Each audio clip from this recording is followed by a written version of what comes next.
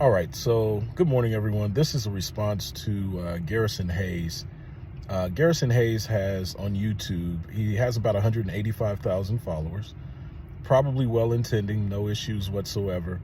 I'm not doing this for viewership or followers or any of that stuff because I'm 53 years old. I've been around for a while, and I've been a promoter for a long time in the Midwest, all throughout, and actually hit the streets, boots on the ground, and did a lot of things. And it's kind of sad to listen or just to see some of the hypothesis he came to, and just going through, he was talking about the infamous, he called them blackface McDonald's commercial. Blackface McDonald's commercials. Well, the real truth is, to answer that, Garrison, is if you go back to the history in the Midwest, because McDonald's obviously is Chicago, right? And you look up Tom Burrell, what you'll find is there was a time that we needed pioneers to give us some form of inclusion because we didn't have any inclusion. And so let me preface this with saying that my uncles were civil rights leaders in the Midwest and made a huge impact in Ohio and abroad, worldwide, internationally, Africa as well. And what I find is we have a beautiful generation of intelligent people, right?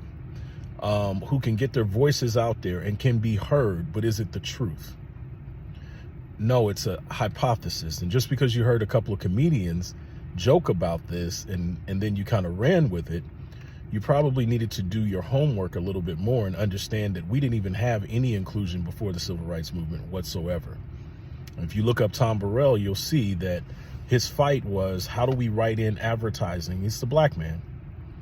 How do we write in advertising that will speak to our people? And then he had to go to the powers that be, because there were no other black representation working for the advertising company that he was a mailroom clerk for,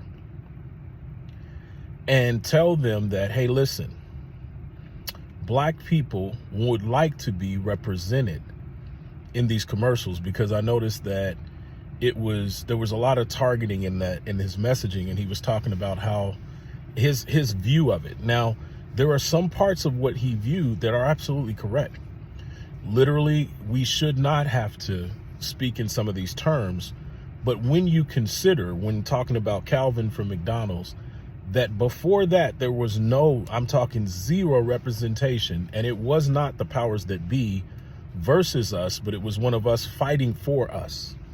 And that's kind of what happens to pioneers. The person who created YouTube would go through more issues than someone who's actually on YouTube videoing something, messaging, because they don't even understand the pioneer laid the foundational groundwork for them to do what they do. And that's the difference between entertainment and fact, right? And so knowing what my family went through without being wealthy because of it, but being revered in some cases and then not liked so well in other cases, because when you say what needs to be said and you have moderate Negroes who won't say anything, then what begins to happen is you create this almost like what you thought was black exploitation. No, what black exploitation is really when one of us doesn't move. That's true black exploitation. True black exploitation is when we let someone else fight for us, knowing that if we open our mouths, we'll have more power when more of us actually come together. I think it's exploitive to know that it needs to be done and refuse to do it.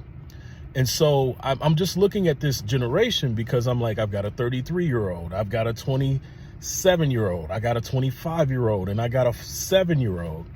And I can't expect my kids to understand what fight I went through to get them to where they are. They were raised in the suburbs. I was not.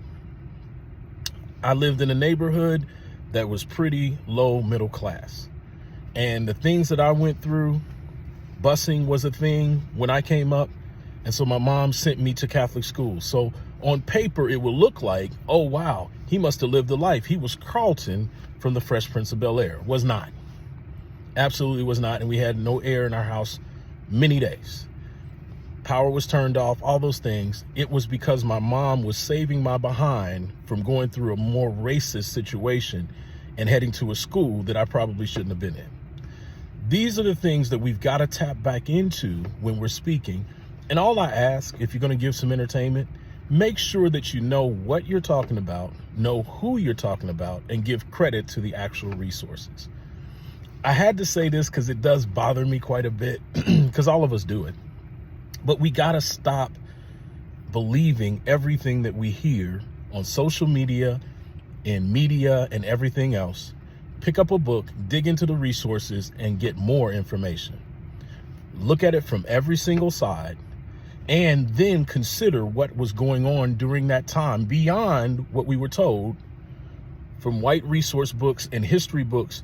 Get into the neighborhoods, talk to your grandma, talk to your great-grandma, talk to everybody around you, find an old head, go to the community, pull the resources from there. Because if we don't do that, we're going to go the way of the Stonehenge. God bless you. Love you to life. We'll see you on the other side.